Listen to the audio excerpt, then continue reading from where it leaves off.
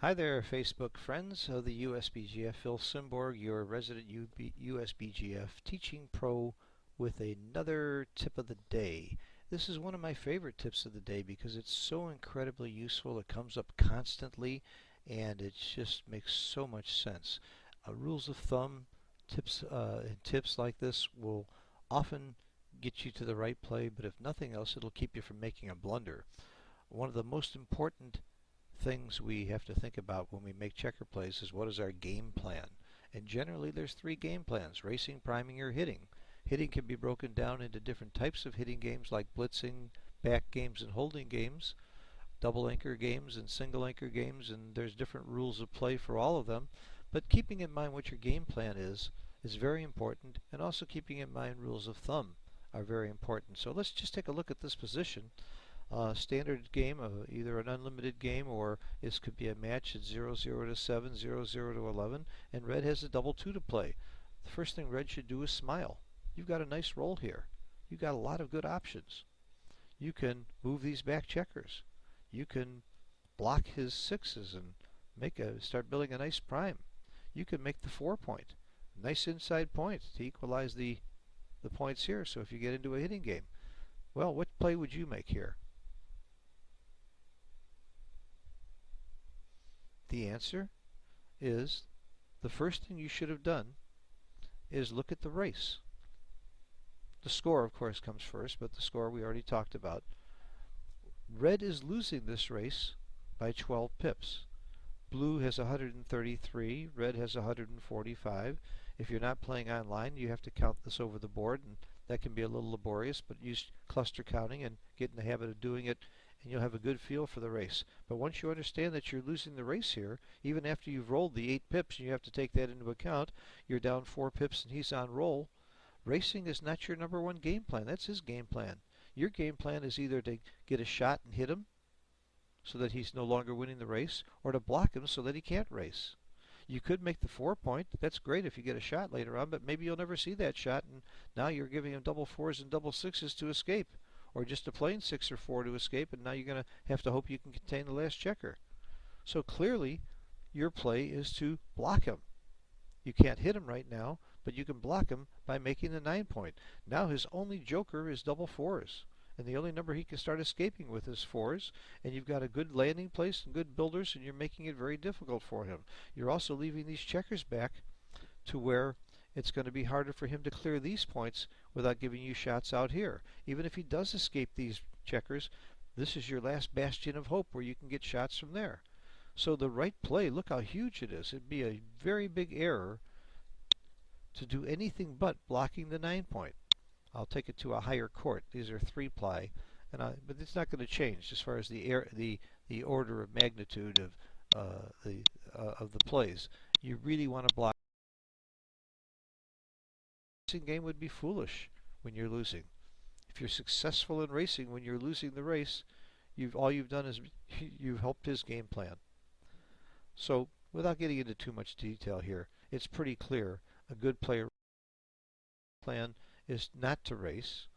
You're not quite sure if you're going to get into a hitting game or a priming game, but right now priming or blocking is your best strategy, so that's your best play. Look what he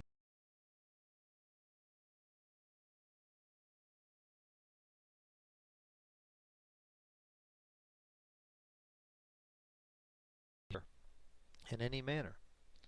Let's change the position. Let's take away blue's 5-point. Move these checkers out here. You've changed the race quite a bit. Now red's up 12 pips before the roll. What's your game plan? What's your strategy? It should be racing. The rule of thumb generally is if you're up in the race, race. Okay, so now you've established your strategy. What's the best checker play to play in keeping with that strategy? Think about it. How would you play your double 2s now? You can still make the 9-point. It's a good landing place. Also blocks him double 6s. You could make your 4-point. Makes it easier for you to bring your checkers in later without leaving a shot. But either of those plays, it's going to be tough for you to get off this 18-point. Without rolling doubles, you're going to be leaving one checker at a time, and he can start hitting you.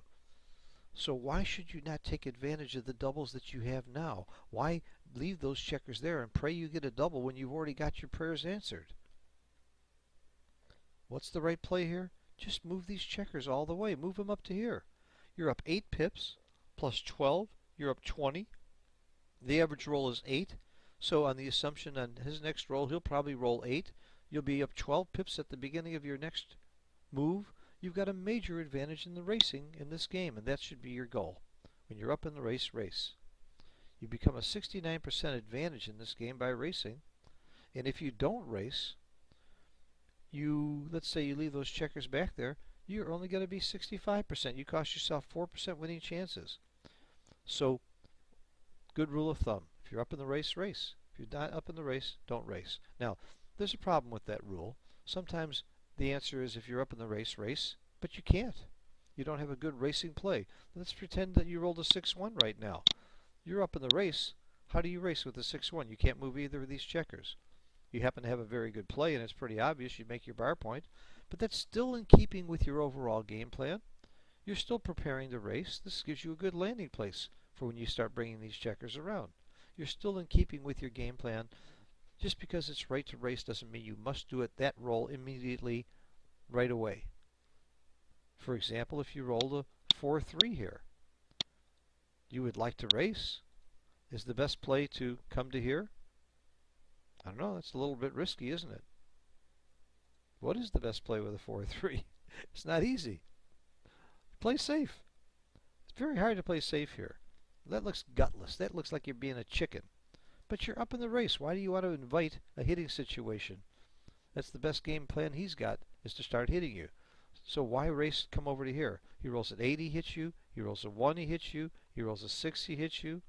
There are 17 combinations of numbers just with the 6, plus 11 ones, not counting 5-1 and 6-1. So there's 24 numbers that hit this checker, plus the double 4 that hits this checker. I'm not going to count 6-2 because we already counted it once before, even though you would use the 6-2 to hit here. So you've got about 25 numbers out of 36 numbers you're going to get hit. That doesn't help your race any. So you don't just blindly race because you're up in the race. You get smart and you look at the different plays. But first think about your game plan, and then think about the play that supports that game plan. And then always remember a very, very key rule of thumb. When you're up in the race, race. And it's counter rule.